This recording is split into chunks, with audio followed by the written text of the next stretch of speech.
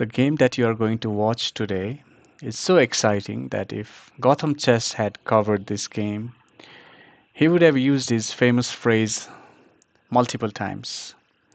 Not once, not twice. And I'll tell you what I mean later in the video. The game is between two grandmasters. Hovhannes Gabuzyan from Armenia is playing as white, and Tamir Nabaty from Israel is playing as black. This game took place during Albania Cup in 2012. And if you notice, Hovhannes is almost 100 elo points below Tamir, and it already makes up for an incredible underdog story. So let's look at this game.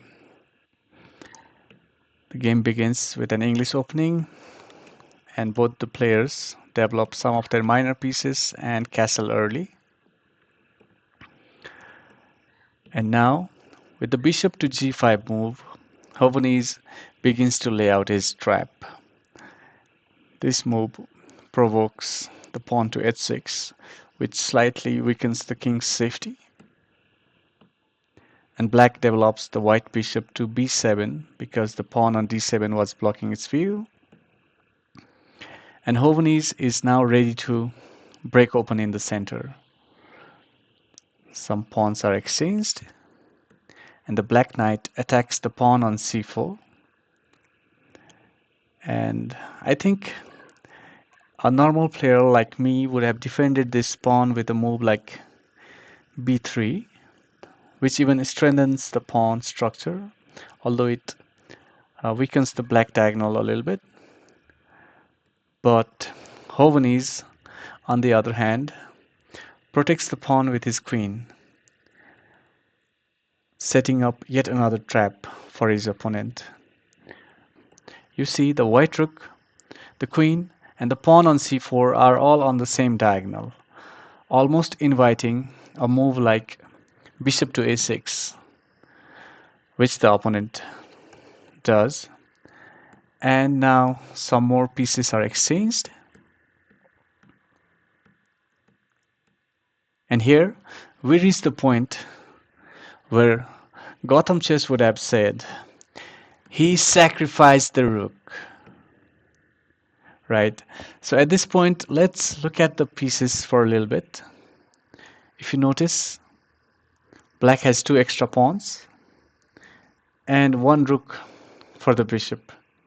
So material-wise, black is winning, but engine clearly favors the white here. And that is because of the piece positions. Both the black rooks are not yet developed, and the two extra pawns can easily be captured. After harassing the black rook for a little bit, Hovhannes begins to capture the free pawns.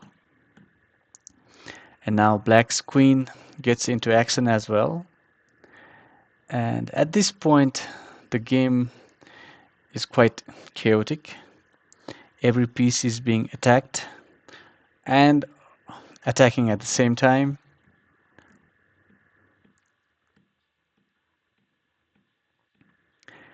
And now we reach yet another interesting point here. Hovhannes sacrifices another rook. And if you thought that was enough, he again sacrifices the bishop. Tamir now has had enough of sacrifices for the day, and he resigns the game at this point. Because if he did not, then he would have simply lost his queen, and then both of these pawns and even the bishop very soon.